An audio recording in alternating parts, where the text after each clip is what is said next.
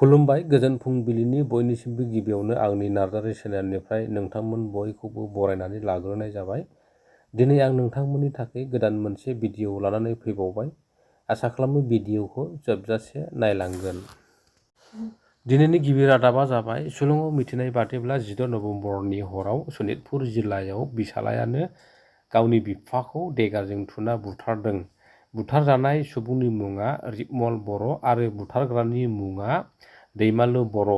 सुलुङाव मिथिनाय बादिब्ला रिपमल बर'आ गावनि बिहिखौ देगारजों सुना बुथारनो नागिरदोंमोन।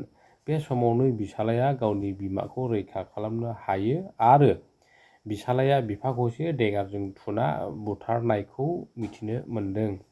पुलिसआ दैमालुखौ खाबाय एबा हमबाय। दैमालु बर'खौ पुलिसफ्रा सोंनाय फिननाय खालामबाय दं। लोगोसे दैमालु बर'आ कलेजाव फरायनाय गथ'।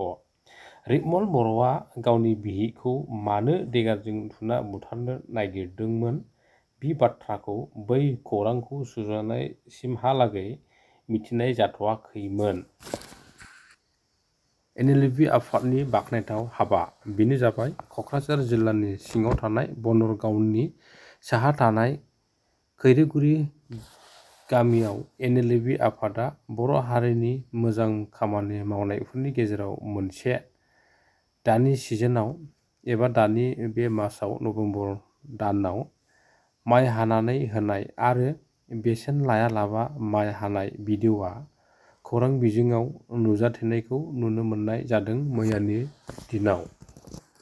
लोगोसेनो खौरांगिरि सोंथि खालामनायाव बर' हारिनि थाखाय उनाव मा मा हाबा मावलांगोन होनना सोंथि खालामनायाव एनएलपि आफादनि सासे गाहाय बिथाङा बुंथियो दि एनएलपि आफादनि मावनां खामानिया बियो नङा।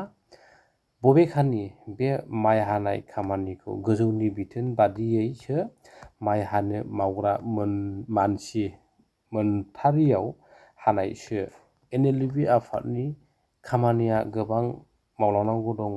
जेरै एक्स-एनडिपिफ्रा जेसेबां जेलाव नांथानानै दं बिसोरखौ उदां अख्राङाव लाबोनाय आरो बिटिआर गोरोबथानि दफाफोरखौ आखरे आखरे इमप्लिमेन्टेसन खालामनाय एबा मावफुंनाय होनना बुंथियो खौरांगिरिनि सिगाङाव।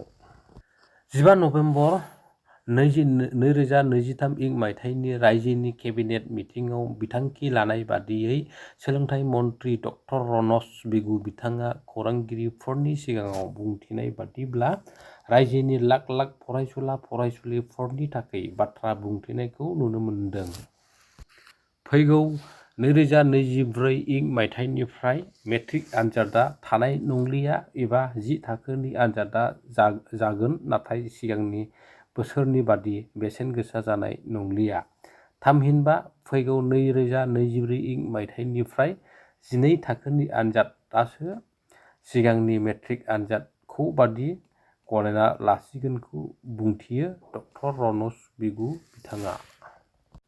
आरो बुंबावदों दि मेट्रिक सोदोबा लासै लासै गोमालांसिगोन एबा मेट्रिक सोदोबानो थाबावनाय नंलिया। बेजों लोगोसे दिनैनि भिडिअ'आ बेखिनियाव जोब्बाय लोगोफोर। आसा खालामो भिडिअ'खौ नायनानै मोजां मोनबाय।